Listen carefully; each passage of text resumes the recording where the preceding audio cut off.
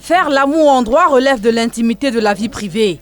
Mais attention. Si vous le faites, vous le publiez et vous le diffusez, vous avez porté atteinte à la dignité, à l'honneur, à la moralité de certaines personnes. Là, en revanche, vous pouvez éventuellement faire l'objet de... Ça s'appelle des traitements cruels.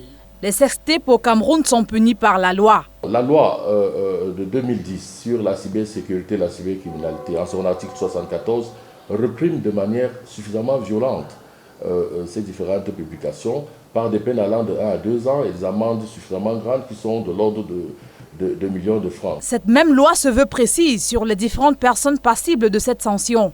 Donc toutes ces personnes qui diffusent, toutes ces personnes qui partagent sont passibles de la même peine. Mais si quelqu'un s'introduit dans votre système, moi j'ai mes photos à moi, dans mon réseau Internet, et puis quelqu'un va trafiquer pour aller chercher et les mettre sur Internet, là évidemment, il tombe sous le coup de la loi.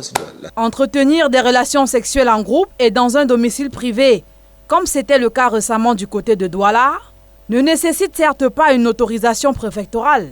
Mais pour le législateur, c'est une activité dangereuse. Vous avez cette prostitution, vous avez des activités dangereuses qui sont menées par la consommation d'un certain nombre de drogues. La gendarmerie était en droit d'intervenir. Mais l'intervention de la gendarmerie devait s'arrêter là.